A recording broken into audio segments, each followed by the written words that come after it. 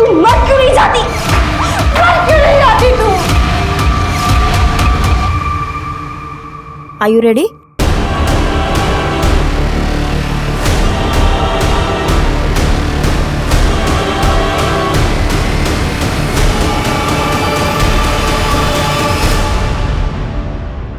नमस्कार, मैं Renuka Shahane crime petrol सतर्क में आप सबका स्वागत करती हूँ। ना ही खुद को नुकसान पहुँचाना आसान होता है और ना ही खुद की जान लेना आसान होता है। फिर भी लोग खुद को नुकसान पहुँचाते ही हैं और आत्महत्याएं भी करते हैं। ऐसे लोग जो आत्महत्या करते हैं, उनके परिवार वाले, दोस्त और साथी हमेशा ऐसे सवालों से जूझते रहते हैं जिनके जवाब उन्हें कभी मिलते ही नहीं।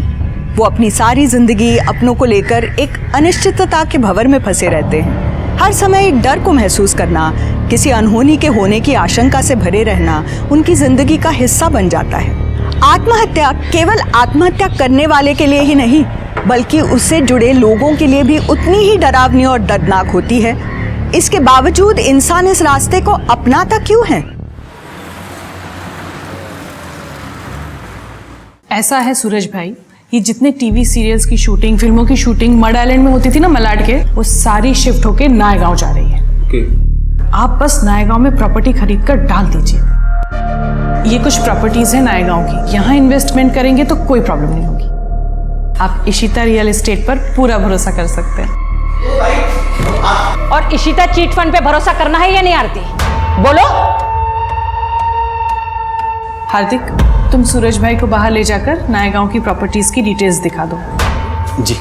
धनिश्री जी, आइए हम बैठकर बात करें। मैं यहाँ बैठने नहीं आई हूँ, मुझे मेरे पैसे वापस चाहिए। 4 महीने हो गए आज करके आप भी तक मेरे पैसे नहीं दिए हैं।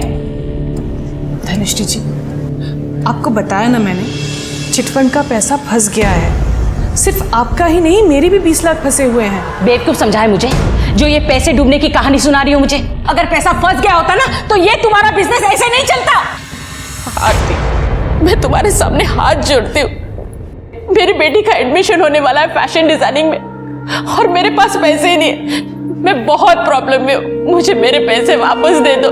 धनिश्री, आइए बैठ जाइए। मेरे पैसे, मेरी बेटी का एडमिशन। पानी पीजिए, शांत हो जाइए, एकदम शांत हो जाइए। देखिए धनिश्री जी, मैं सच कह रही हूँ, मेरा भरोसा कीजिए। मैं चाहती हूँ कि सिर्फ आपका नहीं, सबका पैसा निकले। बेटी के नाम पे चिटफंड खोला है मैंने, बेटी के नाम पे बेईमानी नहीं करूंगी।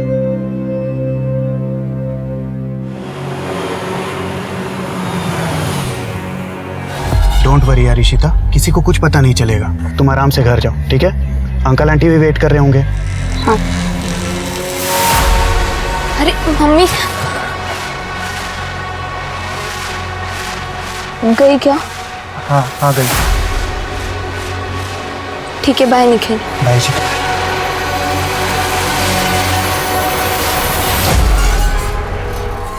काय झालं ताई, गेली कधी? कस्टमर के सामने वो औरत ऑफिस में घुस आई, उल्टी सीधी बातें कर रही थी।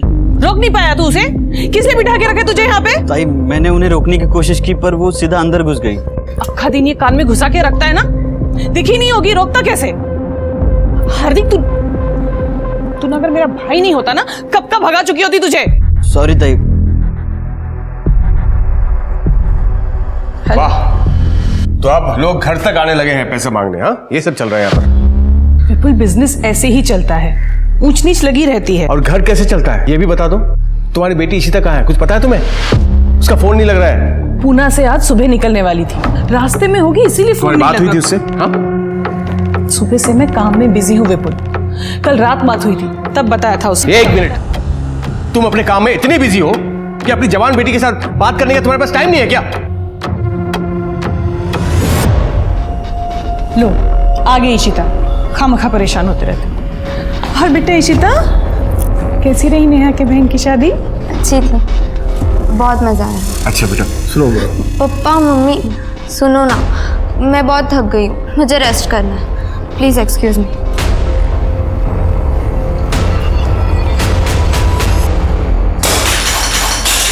कब से बोले जा रही हो पैसों का अरेंजमेंट हो जाएगा, कब होगा अरेंजमेंट? एडमिशन की लास्ट डेट आ गई है, फीस कब भरूंगी मैं, कैसे भरूंगी मैं फैशन डिजाइनर? देख पलक, ये छोड़ो मुझे, मुझे नहीं लग रही तुम्हारी बात। मैं कह रही हूँ मेरी बात सुनो, आरती ने कहा है वो जल्दी हमारे पैसे लौटा देगी। हाँ मैं कह रही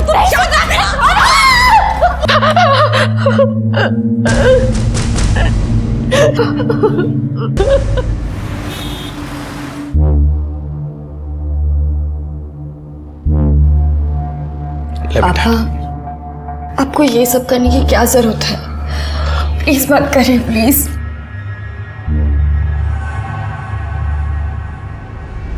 मेरा क्या है बेटा, बस तुम खुश रहो और मुझे क्या चाहिए। हाँ?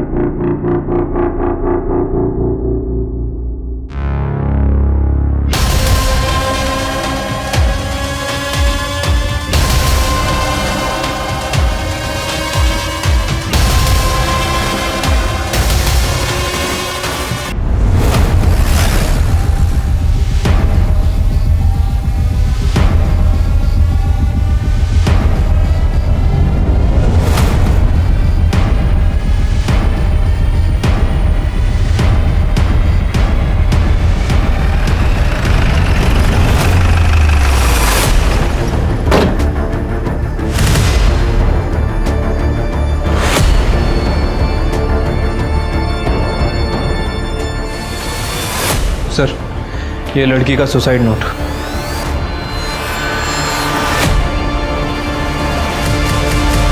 सुसाइड नोट में लिखा है कि मैं अपने पापा पर बोझ नहीं बनना चाहती, इसलिए अपनी मर्जी से सुसाइड कर रही हूँ। पुलिस किसी को परेशान ना करे। क्या प्रॉब्लम थी?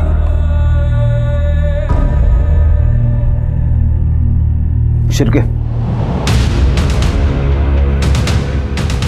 बेटी के बाप है, सदमे में है। थोड़ा वक्त दे के फिर बात करते हैं, तब तक सारी फॉर्मेलिटीज कंप्लीट कर लो। ठीक है सर।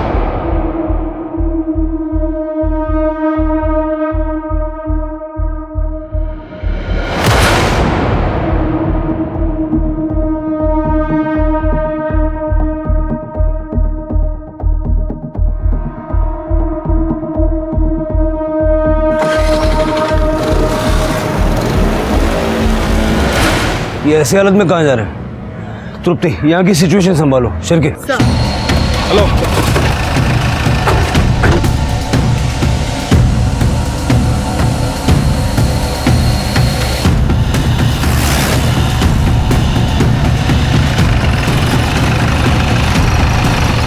अभी तो यही था, गाड़ी घुमाओ।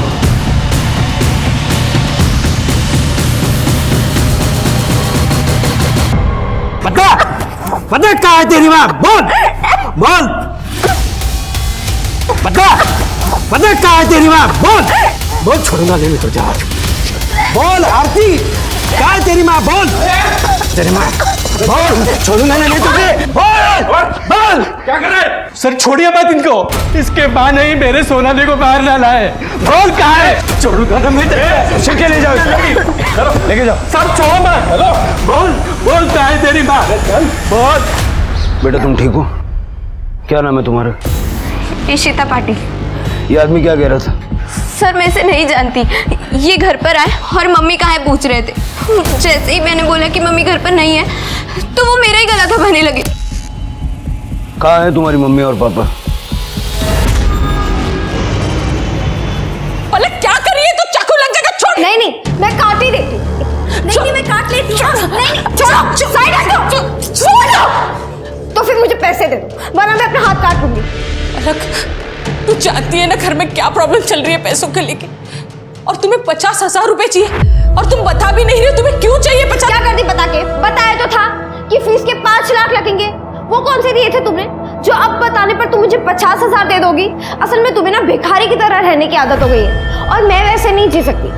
इसलिए मैं जा रही हूँ। बाय। मैं काट लेती बहुत दर्द हो रहा है। चल कोई बात नहीं बेटा, तू टेंशन मत ले, सब ठीक हो जाएगा। तू अभी आराम कर, सो जा, संभल के।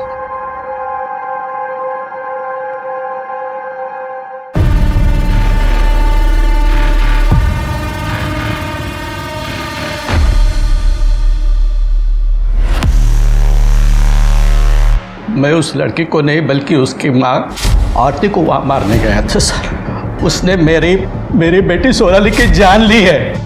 कैसे? सोनाली की शादी फिक्स की थी मैंने अगले महीने, लेकिन शादी में खर्च करने के लिए 1 रुपया नहीं था मेरे पास। सारा पैसा मैंने उस आरती के चिट फंड में इन्वेस्ट कर दिया था। सोचा सही टाइम पर मैं निकाल लूंगा, लेकिन जब सही टाइम आया तो पैसा नहीं दे रही थी वो। देखिए हरि भाई, आप बिल्कुल चिंता मत कीजिए। जैसे ही चिटफंड के डूबे हुए पैसे वापस आएंगे, मैं सबसे पहले आपके 5 लाख रुपए लौटाऊंगी। इसलिए शादी के लिए मैंने अपना मकान बेचने का फैसला किया सर, लेकिन सोनाली नहीं चाहती थी कि उसके शादी के लिए मैं अपना घर बेच दूं। पापा, आपको ये सब करने की क्या जरूरत है? प्लीज मत करें, प्लीज। मुझे अपना घर बेचने से रोकने के लिए ही उसने खुदकुशी कर ली सर। हरी जी, आप संभालिए अपना आप। क्या सोनाली के होने वाले इन-लॉज दहेज के लिए आपके ऊपर प्रेशर बना रहे थे? देखिए हरी बाबू, हम दहेज के बहुत खिलाफ हैं। 1 पैसा दहेज का नहीं लेंगे हम आपसे, मगर शादी का आधा खर्चा तो आपको उठाना ही पड़ेगा। सर, सोनाली ने कहाँ लिखा हमारा नाम अपने सुसाइड लेटर में? आप लोगों ने हरी के ऊपर जो शादी का आधा खर्चा उठाने का प्रेशर बनाया, उससे सोनाली अपने पिता को बचाना चाहती थी और इसलिए सोनाली ने सुसाइड किया है। सर, आप हमारी बात का विश्वास कीजिए। सर, हमें बिल्कुल पता नहीं था हरी की कंडीशन इतनी खराब है, और हमने इसको कोई फोर्स नहीं किया सर, एक्चुअली वो लड़की है ना सोनाली, जिसने सुसाइड किया है, वो 3 दिन पहले हमारे घर आई थी। अगर आज तुमने मेरे पापा के पैसे नहीं लौटाए ना, तो मैं पुलिस में रिपोर्ट करूंगी कि तुमने अपने पति से कहकर मेरा रेप करवाया। देखो, तुम दूर हटो। मैं रिपोर्ट कर दूंगी, मैं बोल रही हूँ। हाँ, रिपोर्ट करेगी ना तू? ये सब तमाशा यहाँ नहीं चलेगा। बुलाते पुलिस को। देख, बुलाऊंगी, रिपोर्ट करेगी। कल मैं देखती हूँ तुझे आज। चल, देखती हूँ मैं। निकल यहाँ से मेरे पास। निकल यहाँ से। ये क्या तमाशा चल रहा है आरती? उसके पैसे कहाँ हैं उनके? अब आप मत शुरू हो जाइए, मैं हैंडल कर रही हूँ ना। क्या खाक हैंडल कर रही हो तुम? वो लड़की मेरे ऊपर रेप का फर्जी केस डालने की बात कर रही थी। चिल्लाइए मत। आपसे ज्यादा ना मुझे टेंशन है इन सब के पैसों की, और मैं इंतजाम कर रही हूँ। इनफैक्ट मैं अभी जाकर पैसे लेकर आती हूँ, और बिना पैसों के आज मैं घर वापस नहीं आऊंगी। हाँ, तुमसे हो पाया तो ठीक, मुझे कुछ करना पड़ेगा। सर, उस दिन के बाद से आज तीसरा दिन है सर, आरती घर वापस नहीं आई है। तुम्हारी बीवी 3 दिन पहले पैसे लेने के लिए घर से निकली थी, अब तक वापस नहीं आई। किसके पास गई थी पैसे लेने? सर, वो तो नहीं पता मुझे, लेकिन मुझे लगता है सर, जिसने चीट फंड में पैसे डुबाए थे उसी से लेने गई होगी। हार्दिक, तुम्हें तो कुछ पता होगा, तुम तो उसके साथ काम करते थे ना? नहीं जीजा जी, एक्चुअली ताई ने मुझे इस बारे में कुछ नहीं बताया था। आरती 3 दिन से गायब है और आप लोगों ने उसे ढूंढने की कोशिश भी नहीं की। एक्चुअली ताई ने मुझे फ़ोन करके बताया था कि वो 2-3 दिन घर से बाहर रहेंगी, तब तक ऑफिस का काम मुझे संभालने को कहा था। इसलिए सर मैंने ध्यान नहीं दिया, क्योंकि पहले भी आरती काम के सिलसिले में बाहर आती जाती रहती थी। कहाँ जा रही थी ये नहीं बताया तुम्हारी ताई ने? नहीं मैडम। ऐसा तो नहीं है कि चिटफंड के पैसे तुमने गायब कर दिए, और जब सोनाली ने सुसाइड कर लिया तो घबरा के आरती के चले जाने की कहानी सुना रहे हो? अरे नहीं सर, कैसी बात कर रहे हैं सर? हम जो भी बता रहे हैं आपको सच बता रहे हैं सर। पुलिस को लग रहा है उस लड़की ने सुसाइड किया है, और उसी हिसाब से पुलिस इन्वेस्टिगेशन कर रही है। मर्डर के बारे में उनके पास कोई आइडिया नहीं है, समझ रहे हो? तो जैसा मैं बोल रहा हूँ ना, वैसा ही करो, ठीक है? हम बाद में फ़ोन करते हैं।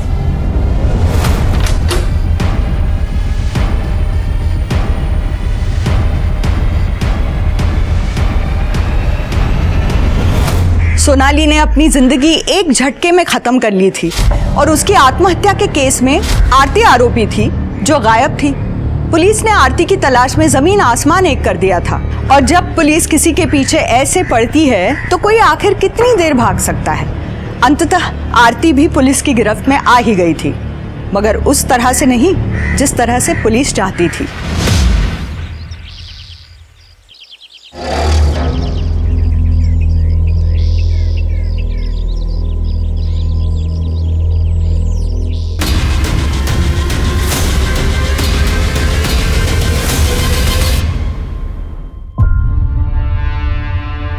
ताई,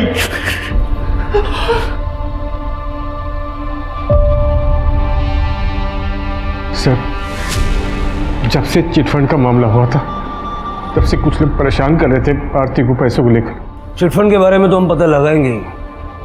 आप लोगों से मैं ये जानना चाहता हूँ कि किसी और के पास आरती को मारने की कोई और वजह हो सकती है? नहीं। तृप्ति, आरती के चिटफंड में जितने भी लोग हैं सबसे बात करो। किसने घपला किया, क्या घपला हुआ, और पैसों को लेकर कितने लोग आरती से नाराज थे, मुझे सारी डिटेल्स चाहिए। चलिए। शिरके, आरती की बॉडी गोनी में मिली थी, मतलब मर्डर कहीं और हुआ और बॉडी को डंप किया गया। आरती का सीडीआर निकलवा और उसकी लोकेशन बता करो, कहाँ गई थी, किससे मिली थी। रियल एस्टेट और चिटफंड के बिजनेस में थी, दुश्मन तो होंगे ही। मैडम, मैं पैसा उठाना था चिटफंड से, लेकिन उसका इंस्टॉलमेंट टाइम टू टाइम जमा करता था। पता नहीं आरती ऐसा क्यों कह रही थी कि चिटफंड का पैसा डूब गया।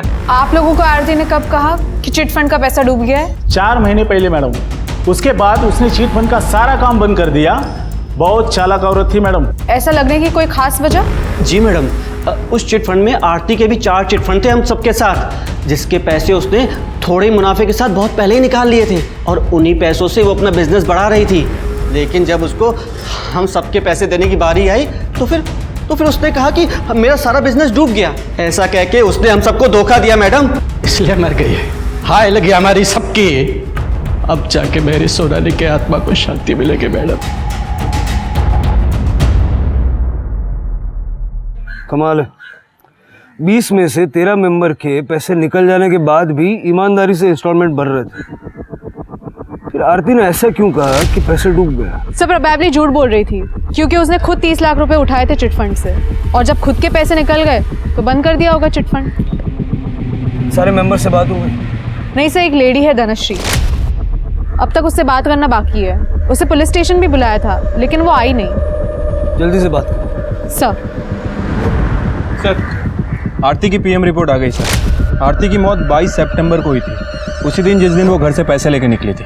मतलब सोनाली की सुसाइड करने से पहले ही आरती को मार दिया गया था। मौत कैसे? सर, डॉक्टर को आरती के गले पे शू प्रिंट मिला है, उसकी गर्दन टूट गई थी सर, इसी वजह से उसकी मौत हुई। कोई सेक्सुअल असॉल्ट? नो सर, वैसे मैंने आरती के सीडीआर भी चेक किया है। आरती का फ़ोन बंद होने से पहले बहुत बार ट्रैवल किया था। 1 बजे के आसपास उसके घर पे था, 1:30 बजे शिवाजी नगर में और 2 बजे वापस अपने घर पे। आरती घर वापस आई थी? राइट सर, लेकिन 1 घंटे बाद वो दोबारा घर से निकल गई और उसके बाद तकरीबन 4 बजे के आसपास उसका फ़ोन स्विच ऑफ हो गया, केएम कॉलेज के पीछे वाले जंगल में, जहाँ में उसकी डेड बॉडी मिली थी। शिवाजी नगर में क्या कर रही थी? आरती ने अपने घर से निकलने के बाद अपने भाई हार्दिक से बात की थी। एक्चुअली ताई ने मुझे फ़ोन करके बताया था कि वो 2-3 दिन घर से बाहर रहेंगी। लेकिन उससे पहले उसने राजन खरे को कॉल किया था। ये राजन खरे का ऑफिस है सर शिवाजी नगर में, और इसके पहले भी इन दोनों के बीच काफ़ी कॉल एक्सचेंज हुई है। लेट नाइट बातें क्या करते थे। और फिर? हो सकता है सर। राजन खरे से बात करो, पता लगाओ दोनों के बीच चल क्या रहा था, और आरती के हस्बैंड विपुल और भाई हार्दिक को पुलिस स्टेशन बुलाओ, अलग अलग। ठीक है सर। क्या बताऊं मैडम, मैं उस चिटफंड के बारे में, मेरे तो सारे पैसे ही डूब गए। तो इस बात का आपको गुस्सा भी होगा आरती के ऊपर कि उसकी वजह से आपके पैसे डूब गए? गुस्सा तो बहुत आया था, लेकिन ये कुछ कर नहीं पाई। पलक, तू अंदर जा। नहीं, मैं नहीं जाऊंगी। मुझे भी सुनना है ना आरती के साथ क्या हुआ था, कैसे मरी थी वो हमारे पैसे ऊपर लेके गई थी या खाली हाथ गई? पलक, मैंने कहा ना अंदर जाओ। चलो अरे पर मुझे सुनना है वो कैसे, क्या हुआ, लेकिन मरी कैसे वो? चलो अंदर जाओ। गुस्सा तो आएगा ना मैडम, उस आरती के भरोसे मैंने चिटफंड में पैसे डाले ताकि मुझे अच्छा रिटर्न मिले, पर उसने मेरे सारे पैसे डुबा दिए। मेरी बेटी का एडमिशन होने वाला था फैशन डिजाइनिंग में, सिर्फ पैसों की वजह से नहीं हो पाया। इस चिटफंड में पैसे कैसे डूबे, कुछ आइडिया है आपको? कोई पैसे वैसे नहीं डूबे, वो आरती ना हमारा पैसा खा गई है। ताई तिचं काम खूप ईमानदारीने करायची। चिटफंड में ज़रूर कोई प्रॉब्लम आई होगी। वरना ऐसे झूठ नहीं बोलते कि सब पैसा डूब गया। कॉल रिकॉर्ड्स के हिसाब से तुम्हारी ताई घर से 1 बजे निकली थी और 2 बजे घर लौट आई थी। तुम्हारे जीजा जी ने ये बात नहीं बताई, तुम बता सकते हो क्यों आई थी? सर 1 से 2 के बीच में तो मैं घर चला जाता हूँ लंच के लिए। या बाबतीत मी तुम्हाला काही नाही सांगू शकणार। तुम्हारी बहन और जीजा जी के बीच में रिश्ता कैसा? जहाँ तक मैं जानता हूँ सब ठीक ही था। 22 तारीख को घर से निकलने के बाद तुम्हारी ताई किसी राजन खरे को मिलने गई थी। बता सकते हो कौन है ये राजन खरे? राजन खरे नहीं माहिती सर। आरती मेरी प्रॉपर्टी को कमीशन बेस पे सेल किया करती थी और उसको भाड़े पे भी उठाती थी। 22 तारीख बता रहे ना आप? 22 तारीख को आरती ने मुझे कॉल भी किया था और वो मुझसे मिलने भी आए थे। आरती अपने घर से ये बोल के निकली थी कि वो चिट फंड के पैसे लेने जा रही है। मैं अभी जाकर पैसे लेकर आती हूँ। कहीं उसके चिट फंड के फ्रॉड में आप भी तो शामिल नहीं है?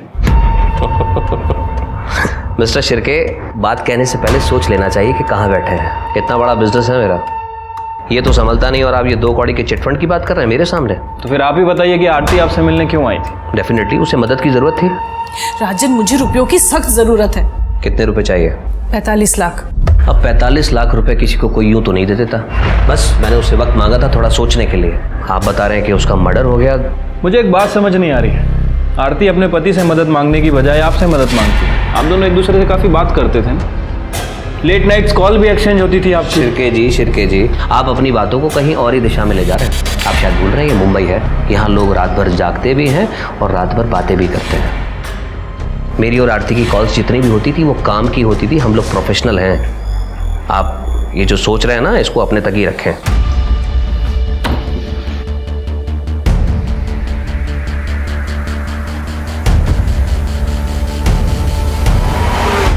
सर आरती वापस घर कब आई थी, कब बाहर चली गई, मुझे कोई आइडिया नहीं है सर। मैं उस वक्त घर पे नहीं था, मैं ऑफिस चला गया था सर। आरती ने चिटफंड से 30 लाख रुपए निकाले थे। उस 30 लाख का क्या किया ये तो पता होगा आपको? मुझे नहीं पता सर, हो सकता है उसने अपने बिजनेस में लगाए हों 30 लाख रुपए। प्रॉपर्टी के ब्रोकर के काम में 30 लाख का इन्वेस्टमेंट ज़्यादा नहीं है? मैंने कहा ना आपको कि मैं ज़्यादा इंटरेस्ट नहीं लेता था आरती के बिजनेस में। बिजनेस में इंटरेस्ट नहीं लेते थे, लाइफ में तो लेते होंगे। आफ्टर ऑल बीवी है आपकी।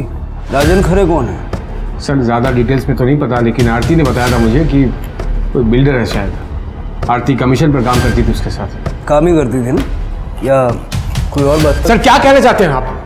कैसी बात कर रहे हैं सर आप? हाँ 22 तारीख को आपसे झगड़ा करके जब आरती घर से निकली तो उसने सबसे पहला कॉल राजन खरे को किया था। शायद उससे मिलने भी गई थी। सर आप ये सवाल मुझसे क्यों पूछ रहे हैं सर? आप जाइए ना, पूछिए राजन से। आप किससे क्या पूछना है ये आप हमें मत बताइए। आपसे जितना पूछ रहा हूँ उसका जवाब दीजिए। क्या आपकी बीवी का राजन खरे के साथ अफेयर था? क्या आप ये जानते थे?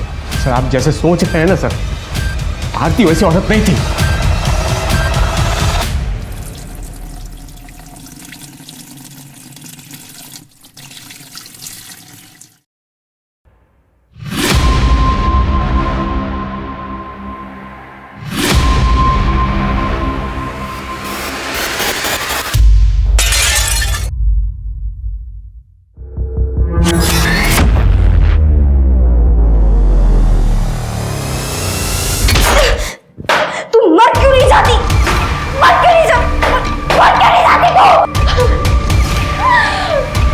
बिल्कुल चुप है। क्या बोली जा रही है तू?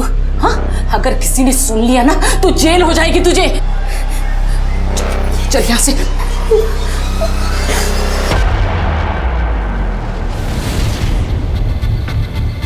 मैडम, लड़ाई झगड़े का तो पता नहीं, लेकिन फैमिली के बीच कुछ तो हुआ था। आप डॉक्टर सुकुमार से क्यों नहीं बात करते? यही सोसाइटी में क्लिनिक है उनका और उन्हें सब पता होगा। सर 18 अगस्त की रात की बात है। विपुल आया था आरती को लेकर मेरे क्लिनिक पर। सर वो तो कहिए कि टाइम पर वो क्लिनिक आ गई थी तो उसकी जान बच गई, वरना मर जाती थी। इतनी सारी नींद की टैबलेट्स खाई हुई थी उसने।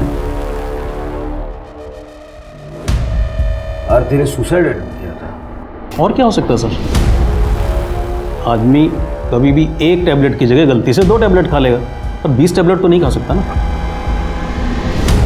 विपुल राजन और चिटफंड दोनों के बारे में गोलमोल बातें कर रहा है, तो वो आरती के सुसाइड अटेम्प्ट के बारे में बताएगा नहीं। उससे बिना सबूत बात करना बेकार है। शिर्के, विपुल के बारे में जितना पता कर सकते हो पता करो। आरती की बेटी इशिता से बात करो, हो सकता है घर के अंदर की कोई बात पता चल जाए। सर धनश्री से बात हुई तुम्हारी? हाँ सर, मैंने धनश्री से बात की। धनश्री का बाकी के चिट फंड के मेंबर्स की तरह आरती के साथ पैसों को लेकर प्रॉब्लम था, लेकिन सर ये धनश्री की बेटी पलक, ये बहुत अजीब है सर। इसलिए मैंने पलक के नेबर्स से भी बात की। सबका कहना है कि पलक को टेम्पर इशू है, इस हद तक कि धनश्री उसे बाकी लोगों से बात तक करने नहीं देती। और सर पलक का इस साल फैशन डिज़ाइनिंग में एडमिशन होना था, जो आरती की वजह से नहीं हो पाया, क्योंकि आरती ने धनश्री के फंड्स रिलीज ही नहीं किए थे। पलक का भी फॉलोअप करो और प्रायोरिटी पे इशिता से बात करो, लेकिन विपुल से छुपा के। सर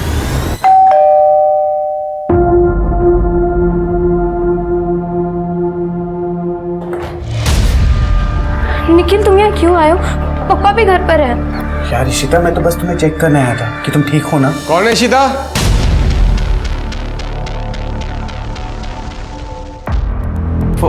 हेलो अंकल, कैसे हैं आप? वो अंकल, मम्मी ने खाना भेजा था, बस वही देने आया था। ठीक है अंकल, मैं जा रहा हूँ। बाय इशिता।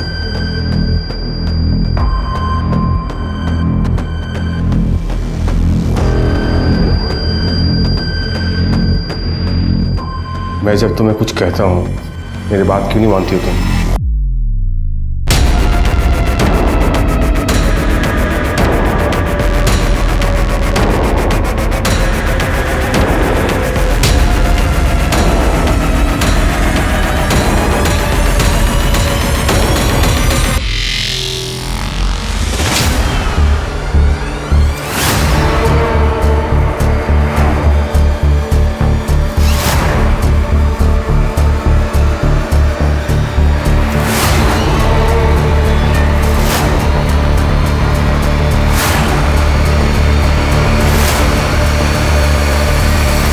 कौन था वो लड़का?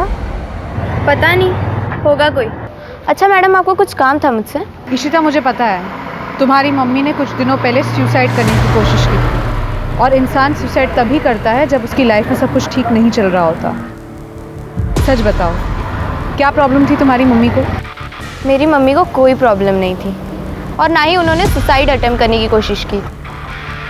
बस उनकी तबीयत खराब थी कुछ दिनों से, और कुछ नहीं।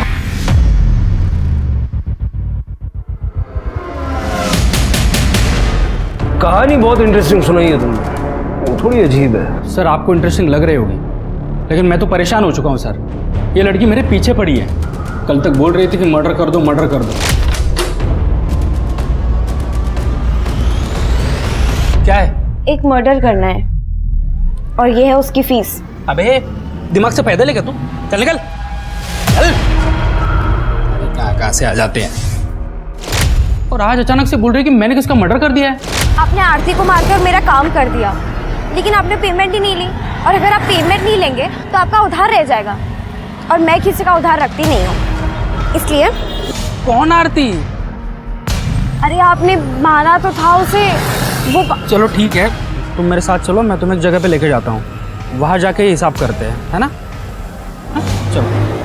सर मैंने इंटरनेट पे चेक किया तो देखा वाकई एक आरती नाम की लेडी का मर्डर हो चुका था। तो मुझे लगा कि अगर ये ऐसी मेरे पीछे पड़ी रही ना, तो एक दिन मुझे जेल भिजवा के ही मानेगी। तो सर मैं कैसे तैसे करके बहला फुसला के यहाँ तक उसको लेके आया। तो सर आप अभी देख लीजिएगा क्या करना है। कुछ ना कुछ तो किया होगा ना तुमने, ऐसे ही थोड़ी ना लड़की पीछे लग गई। अरे सर मैं एकदम सीधा साधा आदमी हूँ। मैंने खुद सुना था इसे फोन पे 2 लोगों की सुपारी लेते हुए, इसलिए मैं इसके पास आरती की सुपारी देने गई थी। तू शांत हो जा सर, इसकी बात पर विश्वास मत कीजिए, ये थोड़ी बीमार है। आप एक सेकंड चुप रहिए। क्या सुना था बेटा तुमने? अरे यार तू मेरी बात तो सुन पहले। देख, एक मर्डर का कम से कम 50,000 होगा, 2 का हुआ 1 लाख, और इसमें कोई कॉम्प्रोमाइज नहीं होगा, इतना तो देना ही पड़ेगा किसी भी हाल में। अरे सर मैं एक राइटर हूँ, क्राइम शोज लिखता हूँ, ऐसे किसी स्टोरी का डिस्कशन इसने सुना होगा सर, इसलिए, बाकी कुछ नहीं है। सर झूठ बोल रहा है ये, तू झूठ क्यों बोल रहा है? सर मैं अभी क्लियर करता हूँ। सर ये मेरा यूनियन कार्ड है, अगर आप चाहे तो यूनियन में फ़ोन करके पता कर सकते हो। मम्मी ये लोग तो मेरा यकीन नहीं करे, पर तुम तो मानती हो ना।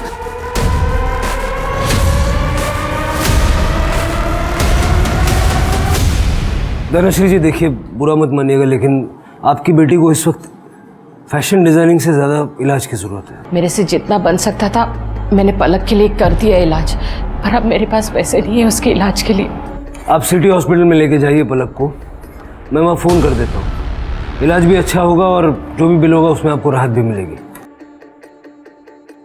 ये मेरी तरफ से कुछ पैसे रख लीजिए। नहीं सर, ये मुझे नहीं चाहिए। ले लीजिए प्लीज़, ले लीजिए। और पैसों की ज़रूरत पड़े तो मांगने में संकोच मत कीजिएगा। धन्यवाद सर।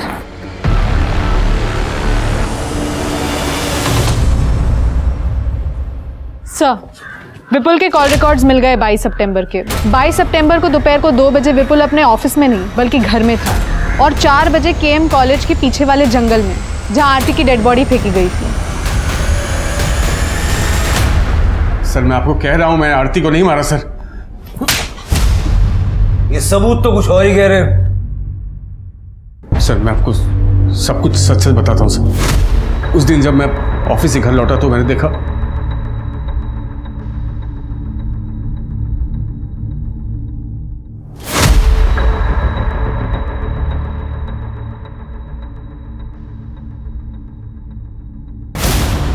आरती आरती आरती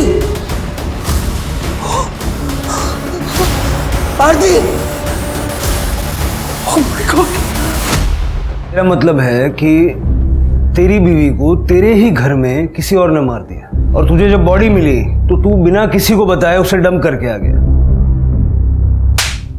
बेवकूफ समझ के रखा है पुलिस को, ऐसी घटिया कहानियों पे विश्वास कर लेंगे। मैं आपको सच बोल रहा हूँ सर, मुझे आरती की डेड बॉडी ही मिली थी, मैंने इसका मर्डर नहीं किया सर। जब मर्डर नहीं किया तो बॉडी डंप करने क्यों गया? जब मर्डर नहीं किया तो बॉडी डंप करने क्यों गया? मजबूरी थी मेरे सामने सर। ऐसी क्या मजबूरी थी? क्या मजबूरी थी जो तूने पुलिस तक को इन्फॉर्म नहीं किया? पापा मुझे कुछ नहीं पता ये कैसे हुआ। मैं तो अपने रूम में सो रही थी। पापा मैं सच कह रही हूँ। मम्मी बेबी तो मरी चुकी थी सर। अगर आप लोग को इन्फॉर्म करता तो आप लोग इशिता को जेल भिजवा देते। वो मैं कैसे होने देता सर? बाबू उसका मेरी बेटी है वो। तुम्हें लगता है कि इशिता ने आरती को मारा है? आरती, अगर तुमने सुसाइड करने की कोशिश नहीं की है तो इतनी सारी नींद की गोलियां तुम्हारे अंदर अपने आप चली गई। इशिता, इशिता, उसने मुझे रात में दूध पिलाया था। क्या? इशिता क्यों मारा अपनी मम्मी को? क्योंकि मम्मी को पता चल गया था कि मैं पुणे क्या करने गई थी। Are you ready? मम्मी ने मुझे और निखिल को बात करते हुए सुन लिया था। मैं तुम्हारे लिए कुछ दवाइयाँ लाया हूँ। निखिल, अगर तुम नहीं होते ना तो मैं अकेले ये प्रेगनेंसी टर्मिनेट नहीं करवा पाती और मम्मी पापा को पता चलता तो वो मुझे जान से ही मार डालते।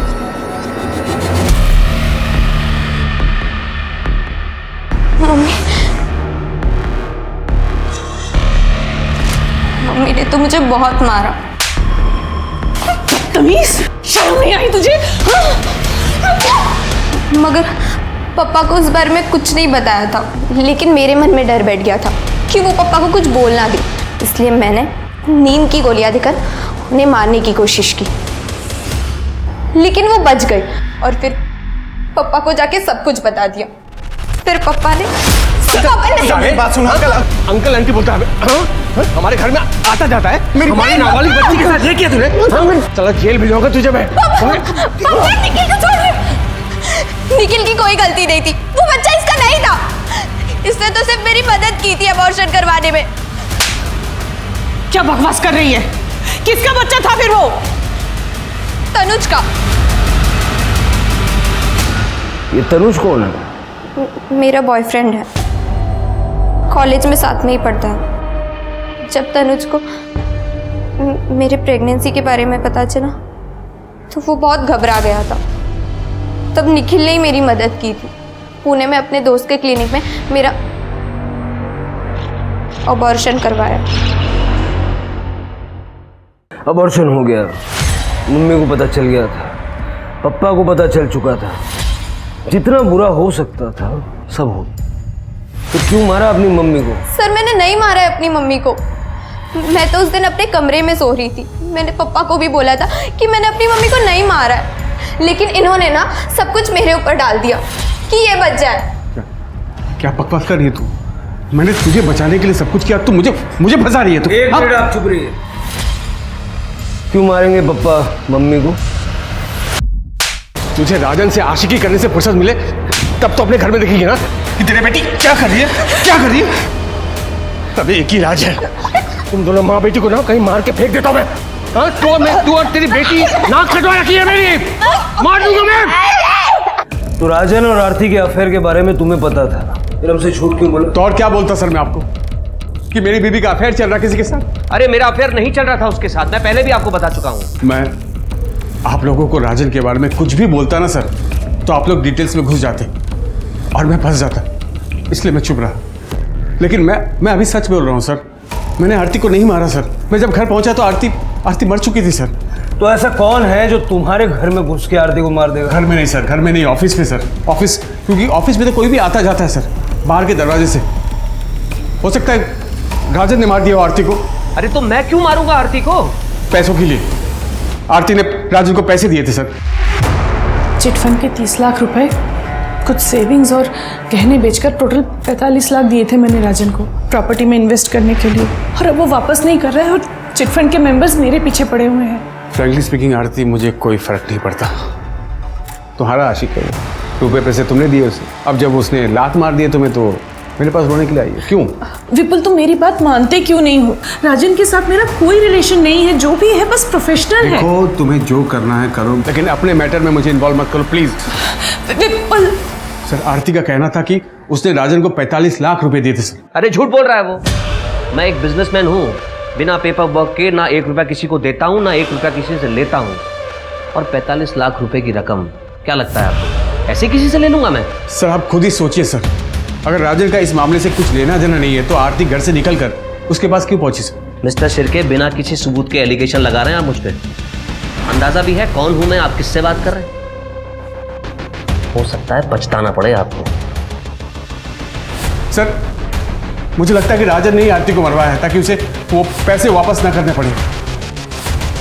पुलिस के पास राजन के रूप में एक सस्पेक्ट तो था, मगर वो एक बड़ा बिल्डर था जिसका अपना रुतबा था, और ऐसे रुतबे वाले आदमी के ऊपर पुलिस बिना किसी ठोस सबूत के हाथ नहीं डाल सकती थी। मुश्किलें तो थी, लेकिन पुलिस पीछे हटने वाली नहीं थी। राजन का जो रुतबा अभी तक पुलिस के रास्ते की अड़चन बना हुआ था, पुलिस ने उस रुतबे को ही अपनी सीढ़ी बनाकर राजन तक पहुंचने का प्लान बनाया।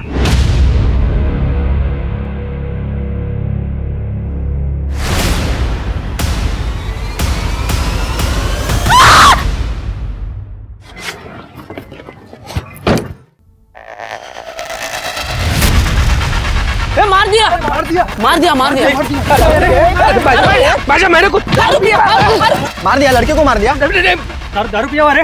पुलिस को बुला। ड्रंक ड्राइविंग कर रहे थे आप? हाँ, वो कल रात पार्टी में लिया था, वही आया होगा रिपोर्ट में। जो भी है, आपके ब्लड में अल्कोहल मिला है, सीसीटीवी में एक्सीडेंट रिकॉर्डेड है, केस तो बनेगा आपके खिलाफ, तगड़ा बनेगा। कम से कम 5 साल की सजा होगी। 5 साल? रुकिए, अपने लॉयर से बात करता हूँ। बैठ नीचे। क्या बदतमीजी है ये? क्या मैं अपने लॉयर से भी बात नहीं कर सकता? अपने लॉयर से अब कोर्ट में बात करना। क्या कह रहे थे ये? हम जानते नहीं है, हमें पता नहीं ये कौन है, पछताना पड़ेगा, यही कहा था ना शिर्के? अरे सर, आप कहाँ ये पुरानी बातें दिल पर लेके बैठ गए? क्या सोचा तुमने? मेरे जूनियर को बोल दोगे, मैं सुन लूंगा। शिर्के, चार्जशीट बनाओ और डालो इसको अंदर। सर सॉरी सर, सॉरी बोल रहा हूँ मैं आपको, बड़ी वाली सॉरी बोल रहा हूँ। सॉरी प्लीज सर, प्लीज मुझे इस परेशानी से बचा लीजिए। देखिए, अगर आप मेरी हेल्प करेंगे तो मैं भी आपकी हेल्प करूंगा। आरती के दिए 45 लाख रुपए के बारे में मैं आपको सच बता दूंगा। तुम तो कह रहे थे कि आरती ने कोई पैसा तुम्हें दिया ही नहीं था। उसने मुझे 45 लाख रुपए दिए थे सर, और वो पैसा मैं उसको लौटाने भी वाला था। मार्केट डूब गया, सारा पैसा फंस गया सर, और दूसरी तरफ आरती डेस्परेट हो रही थी। और उस रात भी वो मुझसे पैसे ही मांगने आई थी। राजन, लोग मेरे पीछे पड़े हुए हैं रुपयों के लिए, और पिछले 3 महीने में एक पैसा नहीं लौटाया तुमने। तो मैं क्या करूं?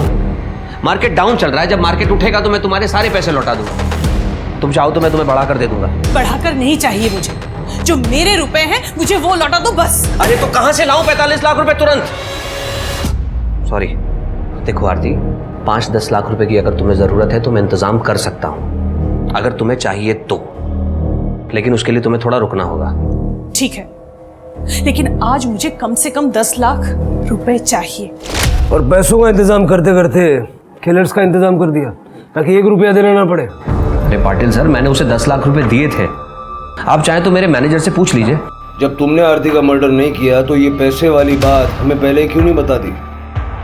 लालच में आ गया था सर, मुझे लगा मैं किसी को नहीं बताऊंगा तो वो 35 लाख रुपए मेरे हो जाएंगे। फिर वो 10 लाख रुपए कहाँ गए जो तुमने आरती को दिए थे? उसके घर में तो हमें कुछ भी नहीं मिला। सर उनसे पूछिए ना, आरती ने जिसे फोन करके बुलाया था उन्हें पता होगा।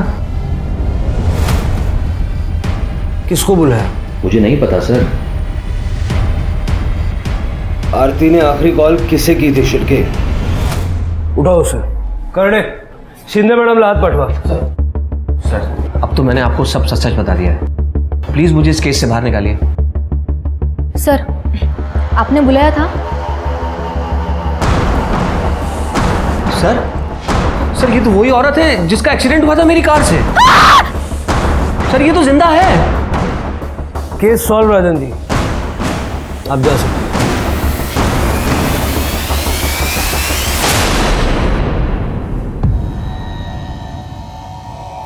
भाऊ हो तो मैं आरती से, पर उसने मुझे हमेशा एक नौकर की तरह ट्रीट किया। इसलिए उस दिन जब ताई का कॉल आया। फोन क्यों नहीं उठा रहा था? ताई मैं कुछ काम कर रहा था। एक एड्रेस भेजा है तुझे, उस एड्रेस पे आ जा। क्यों ताई, क्या हुआ? एक बड़ी पेमेंट मिल रही है, तू आएगा, सेफ्टी रहेगी। कितना बड़ा? 10 लाख। अब सारी बातें तो फोन पे पूछेगा कि आएगा नहीं। 10 लाख की बात सुनते ही मैंने तय कर लिया, चाहे कुछ भी हो जाए ये पैसे मुझे लेने ही है। इसलिए मैंने अपना फ़ोन घर पे छोड़ दिया और ताई को रिसीव करके उनके घर ले आया।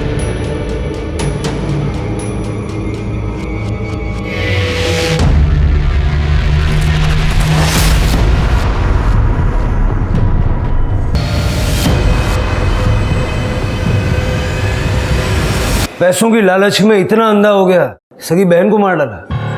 बहुत पुरानी कहावत है कि जिस डाल पर बैठो कभी उस डाल को नहीं काटना चाहिए। आरती का मर्डर केस इस कहावत को चरितार्थ करता था। लोगों ने आरती के ऊपर भरोसा करके अपने जीवन भर की कमाई उसके चिट फंड में निवेश की थी, मगर आरती ने अपनी महत्वाकांक्षा के चलते उन लोगों की कमाई उन्हें बिना बताए कहीं और इन्वेस्ट कर दी थी, जिसकी वजह से सोनाली ने तो अपनी जान तक दे दी थी। आरती के मन में खोट नहीं थी, मगर उसने अपने ऊपर विश्वास करने वाले लोगों से झूठ तो बोला ही था। और जब आप किसी का विश्वास तोड़ सकते हो तो कोई आपका विश्वास भी तो तोड़ सकता है।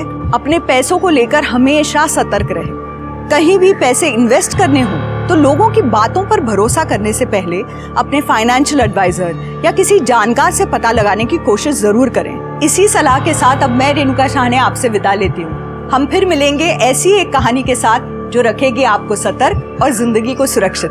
तब तक अपना और अपने परिवार का ख्याल रखिए और देखते रहिए क्राइम पेट्रोल सतर्क। जय हिंद।